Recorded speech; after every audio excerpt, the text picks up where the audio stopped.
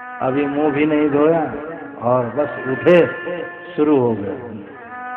लोगों से पूछो कि भाई श्रीमान आप मुंह क्यों नहीं धोते, तो आजकल पढ़े लिखे लोग कहते हैं महाराज शेर कभी मुंह धोता,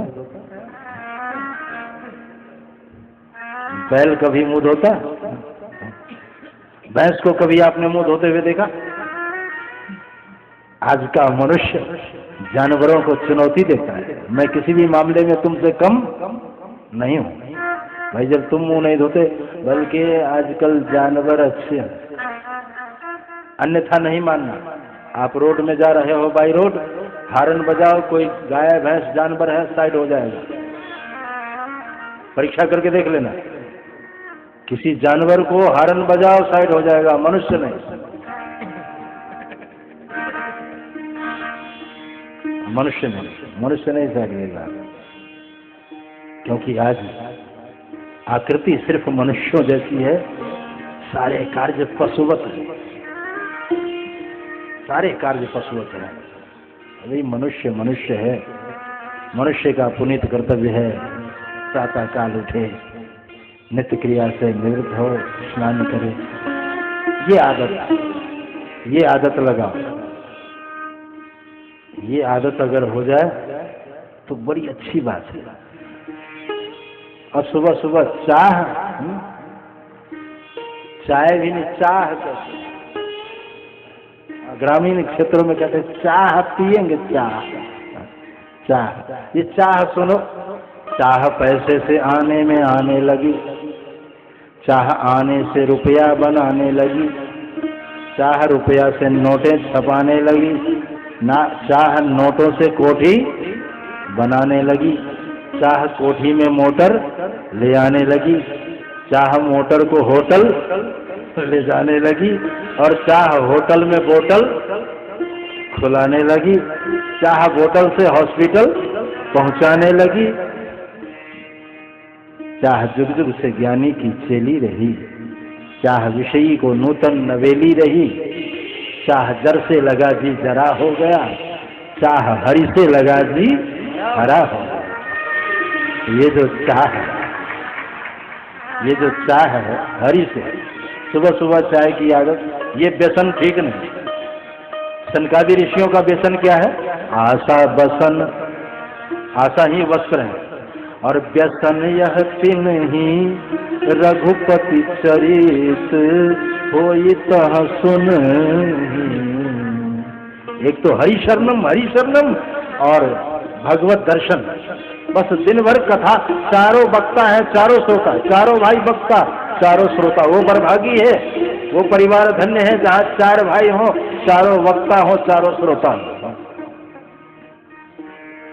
एक भाई का मंच संभालते हैं, तीन भाई बैठ जाते हैं, फिर वो एक थक गए, दूसरा बैठ गया कथा कहने के लिए। दिन रात कथा होती रहती है, और कथा से जब फुर्सत पाते हैं तो चलो भगवान का दर्शन कराते हैं। तो जब चारों भाई दर्शन करने के लिए गए, चौकीदार जय और विजय दोनों देखा कि ये चारों महात्मा बालक ही तो है, छोटी अवस्था।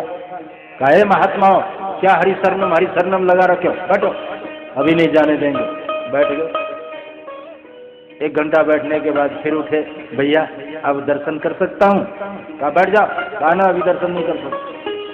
दूसरी बार बिठा दिया, तीसरी बार फिर प्रयास किया।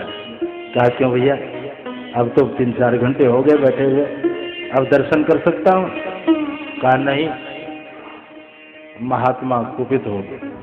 अतिशय रगर करे जो कोई, अनल प्रगट चंदन ते होई। चंदन का स्वभाव शीतल है, लेकिन बार बार उसमें भी घर्षण हो तो अग्नि उत्पन्न हो जाती। महात्माओं का स्वभाव बड़ा शीतल था, लेकिन बार बार प्रहार किया तो महात्मा आखिर महात्मा ही है। तो जैसे प्रहार किया, महात्मा से नहीं रहा गया। कहा मूर्खों, तुम भगवान के पास हो, लेकिन तुम्हारी प्रकृति अभी तक बदली नहीं है। मैं तुम्हें राक्षस होने का श्राप देता हूं। 3 बार तूने रोका है, 3 जन्म तुम राक्षस योनि में जाओगे। और वही साप मिलते ही शरीर की कांति बिल्कुल क्षीण हो गई। इतने में भगवान चल करके आए। महात्माओं ने भगवान का दर्शन किया, बार बार चरणों में क्षमा याचना की, स्वामी मैंने आपके चौकीदार को राक्षस होने का श्राप दे दिया। भगवान ने कहा मेरी इच्छा थी। क्या कह रहे हैं आप? कहा रोज जब मैं आता हूं तो ये मेरी भुजा देखते हैं कि इनसे कुश्ती हो जाती तो अच्छा। ये है मेरे चौकीदार, लेकिन रोज रोज मेरी भुजा की तरफ देखते हैं। भगवान की आजान बाहु है, भगवान आजान भुजतर है। कहा इतनी सुंदर भुजा है भगवान की, इनसे 2 हाथ हो जाता तो ठीक था। तो अब मैं कैसे इनसे लड़ूं? तो इनको लड़ने लायक बना रहा हूं। तो आपके मुख से श्राप मैं ही दिलवाया। सनकादि ऋषियों ने कहा एक बार ना, लेकिन मैंने तो 3 बार राक्षस होने का श्राप दिया। तब तक लक्ष्मी जी आ गई। लक्ष्मी जी ने कहा एक बार मेरे कारण मैंने आप लोगों के मुख से इसको श्राप दिलवाया। कहा क्यों? कहा एक बार मैं आ रही थी, मुझे रोक दिया, हमारा ही चौकीदार और हमें रोक दिया। तो मेरी इच्छा थी कि इसको हटा दे दोनों को, लेकिन ये भगवान इसको मानते हैं, इसलिए मैं चुप रह गई। लेकिन हटाने की इच्छा तो हो गई थी, इसलिए दूसरा श्राप जो है वो मैंने दिलवाया। कहा लेकिन तीसरा? कहा तीसरा आप संत हैं। भगवान ने कहा साधवो हृदयम बह्यम, संत मेरे हृदय है, भगवान ने कहा। और संत के ऊपर जब कोई प्रहार करता है तो मैं नहीं सह सकता, इसलिए तीसरा श्राप मैंने दिलवाया, आपका अपमान किया।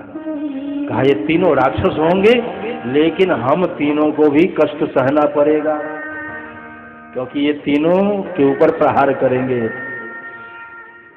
तो पहले जन्म में हिरण्याक्ष और हिरण्यकश्यप, पहले जन्म में ये बने हिरण्याक्ष और हिरण्यकश्यप। तो हिरण्याक्ष का वध भगवान ने 12 रूप में किया, हिरण्यकश्यप का वध भगवान ने नरसिंह रूप में किया। उस समय सनकादि ऋषि प्रहलाद जी के शरीर में थे। प्रहलाद जी को बहुत दुख दिया, बदला तो लिया है। सनकादि ऋषि जो श्राप दिए थे वो प्रहलाद जी के शरीर में थे। दूसरे जन्म में रावण और कुंभकर्ण बने तो सनकादि ऋषि विभीषण जी के शरीर में थे। वहां उसने बहुत लातों का प्रहार किया है रावण ने। और तीसरे जन्म में जब शिशुपाल और दंत वक्र बने हैं तो उस समय सनकादि ऋषि सहदेव जी के शरीर में थे। ये जरासंध के पुत्र जिन्होंने राजसूय यज्ञ में अग्र पूजा की बात रखी थी, अग्र पूजा का प्रस्ताव रखा था।